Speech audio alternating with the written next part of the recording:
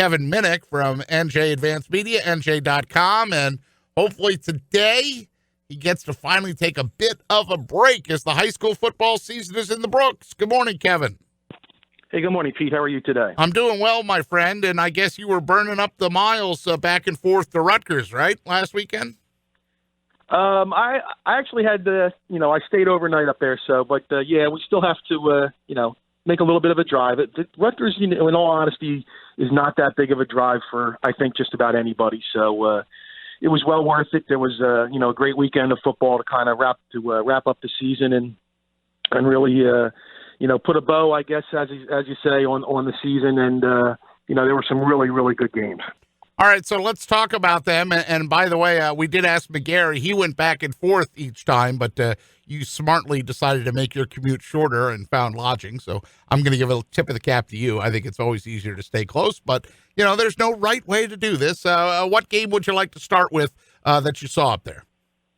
Well, anything is fine with me, but I think the one game, we'll start at the game that was last, and that was Willingboro and Pensgrove on Sunday night, the final game of the high school season. And, two teams that, going into the game were pretty evenly matched, had met in the same game the previous year, and that was a close one. Willingboro comes in riding an 11-game winning streak. They hadn't lost since the opening game of the season to Cedar Creek, and Pensgrove comes in, they're riding a 25-game winning streak. They hadn't lost in the last two seasons. And, Willingboro really put on an offensive explosion in that game and won, dropped 50 points on Pensgrove. And I think really impressed a lot of people, with their ability to put points on the board quickly. Kevin Minnick with us, NJ.com. And of course, great articles up there, too, with the top 50 as we turn out the lights at MetLife Stadium. There's other stadiums, too. It wasn't just there, right? But you're talking about a weekend of final weekend of high school football, and you talked about Willingboro in that game. What else stuck out to you? On Saturday, Williamstown. Sorry, got you there. Williamstown had, they faced Cherokee in the Group 5 regional at Rutgers, and the mission for Williamstown, and it basically was their motto all season was that they had to get back to that game. So getting back to that game meant they had to win another sectional title, which they took care of. Getting back to that game, they had lost that game last year, in the closing moments on a bad, a botched punt attempt, in the end zone, and that really left a really nasty taste in their mouth. So, Williamstown took care of business. They beat Cherokee rather soundly up there, played a really strong football game, as they pretty much have all season long to what they say, make it right. So, Dougie Brown did a real nice job of directing the offense, and defensively they played extremely well once again. And Turner Inge, a young player, a sophomore for Williamstown, rushed for a career high. So it was a big day for Williamstown to kind of, get that loss from 2 years ago out of the way and really focus on the latest achievement, and they were able to do that.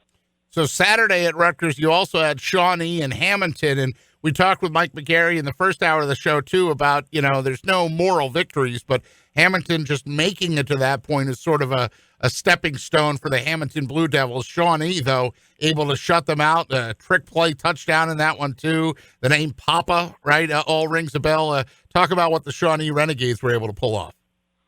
Yeah, Shawnee had beaten Hamilton earlier in the season when Jaden Abrams was out. So I think a lot of people, including myself, thought that this game would be a lot closer than it was.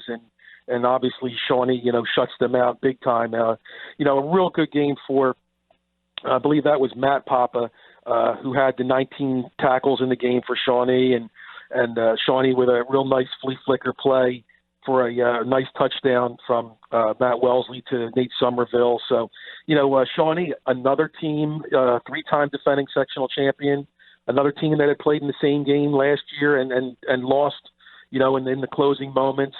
I believe that loss was only by 4 points that year to Long Branch. So, another team that got a chance to come up and redeem themselves, avenge a loss, and Shawnee took care of business. They're a very good football team all season long. They had a couple hiccups along the way, but they, like I said, 3 times defending sectional champion, and they just are a program that year in and year out you have to consider for high honors and for a team that's going to be there or at least make a serious run every season.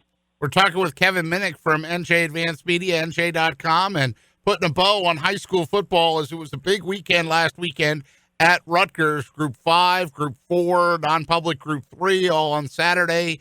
He mentioned Willingboro and Pennsgrove. That was the South Central Group 1 championship game on Sunday. Other games on Sunday as well, Kevin, including Hillside and Cedar Creek. The Cedar Creek Pirates did lead that one 3-0. Unfortunately, all Hillside after that, including a key goal line stand.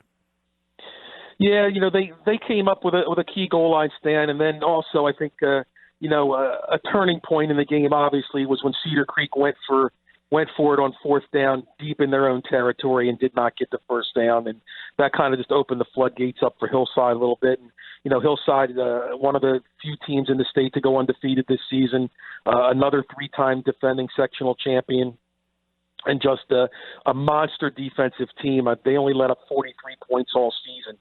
So, I think that was, like I said, that one play, if you can point to one play as being the turning point, I really think that was it. And, from that point on, Hillside turned it up offensively and did enough to, put some points on the board and win that game going away. So let me set the scene for you, Kevin. I'm home last Sunday watching a bunch of NFL football that I care somewhat about, but not a ton because the Eagles didn't play until Monday night. And I get a phone call from someone who's saying, "Can you believe it? Can you believe the score?" And I said, "What's that?" And he says, 16-0 at the half. That's Walshy's number. And then he says, "Wait a minute, are you here?"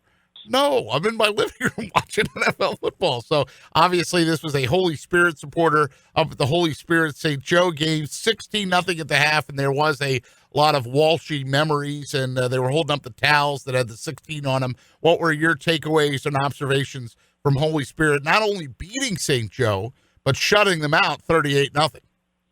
I think that's even putting it mildly. That was the most dominant, I think, effort I've ever seen against a St. Joe team. I know West Deptford put 51 points on them last year, and Haddonfield had beaten them last year as well. But St. Joe, in all honesty, they never really showed that they were even in the game.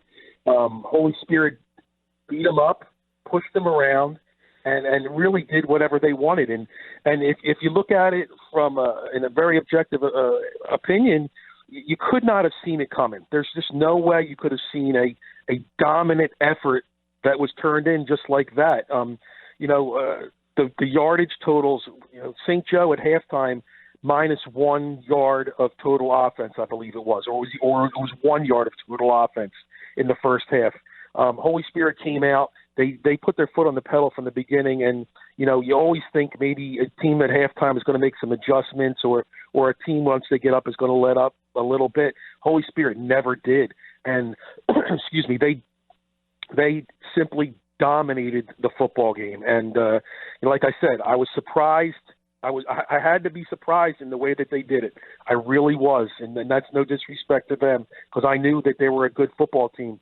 But to go out and beat St. Joe the way they did, if you look back on it, you kind of have to shake your head a little bit, how dominating a performance they really turned in. Kevin, with all due respect, on the Twitter feed, the headline got cut off a little bit. The actual headline says, NJ.com final 2019 football top 50 as we turn out the lights at MetLife, Rutgers. So Rutgers was included. I thought for a minute there Bill Evans and the folks weren't including both venues. But of course, this is NJ Advanced Media. We don't do anything half-effort, including the West Jersey Football League rankings. Yes, these final rankings are up, and were they difficult for you to do? Because I'll let you reveal who number one was.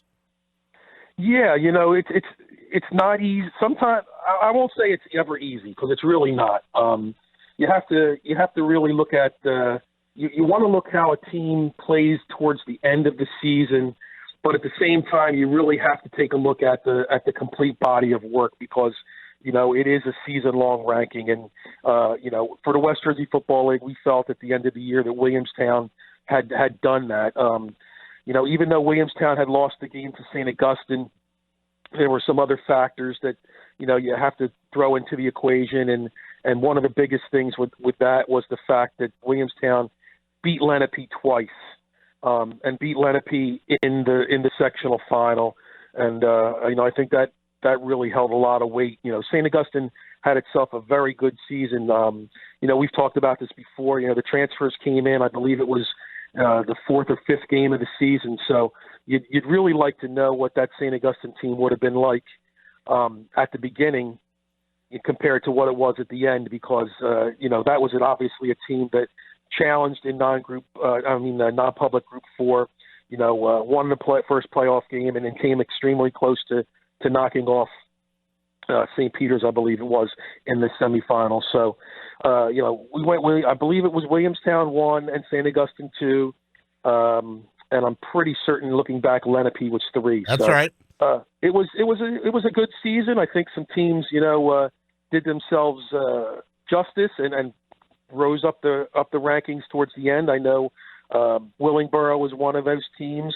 Woodrow Wilson, another team that came on strong at the end of the season. They won their section for the second year in a row, and won their regional game against Wall, knocking off a team that was previously undefeated and at the time number 5 in the state. So I think people look at our year-end material, look at the West Jersey rankings. We're going to have all the year-end material coming out on Wednesday. They'll get a real good understanding of high school football in not only in South Jersey but in the entire state. And your best way to track that is follow Kevin on Twitter too, at Minnick Sports, KMINNICK Sports. I guess some folks at CBS 3 must follow you on Minnick Sports, huh, Kevin? They kind of picked up your idea and ran with it, right? Yeah, and I would just like to, that's referring, I believe you're referring to the honor that the Camden County, I don't know whether, I think was it the Camden County Police Department or the Sheriff's Department, something like that, honored the Kenny Smith, the center from Camden, who was, involved, helping out a little girl in the shooting that night at Pleasantville. And, I did a little piece on him back at that time, and maybe that kind of got the ball rolling a little bit. But regardless, how he obviously earned that honor and really went out of his way. Not that other kids couldn't or wouldn't, but he certainly did, and we recognize that.